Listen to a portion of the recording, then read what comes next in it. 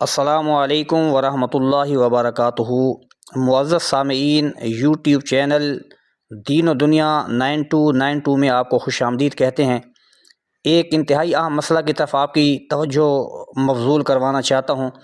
عوام میں ایک بات مشہور ہے کہ اگر عید سے پہلے گھر مہمان آ جائیں تو ان کا فطرانہ بھی میزبان کے ذمہ واجب ہو جاتا ہے، جبکہ درست مسئلہ یہ ہے کہ ایسا نہیں ہے۔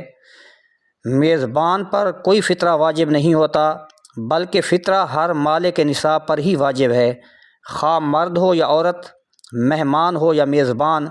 ہاں، اگر میزبان اپنی خوشی سے مہمان کی طرف سے فطرانہ دینا چاہے تو دے سکتا ہے، بشرطے کہ مہمان سے اجازت لے لی جائے اور اس کو بتا دیا جائے کہ میں آپ کی طرف سے فطرانہ ادا کر رہا ہوں۔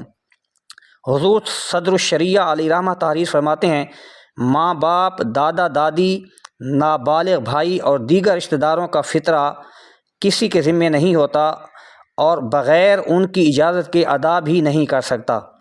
اسی طرح شوہر اگر بیوی کی طرف سے فطرانہ دینا چاہے جب بھی اجازت ضروری ہے، ہاں اگر اولاد کا فطرانہ بغیر اجازت دے دیا تو وہ ادا ہو جائے گا جب کہ وہ ان کی کفالت میں ہوں۔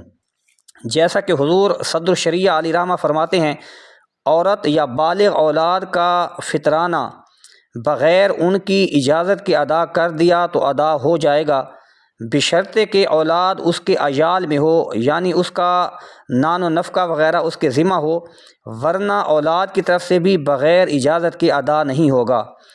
اسی طرح اگر عورت نے شوہر کی اجازت کے بغیر اس کا فطرہ ادا کیا تو پھر بھی ادا نہیں ہوگا، بلکہ عورت کے لیے ضروری ہے کہ شوہر کا فطرانہ ادا کرتے ہوئے اپنے شوہر سے اجازت لے لے۔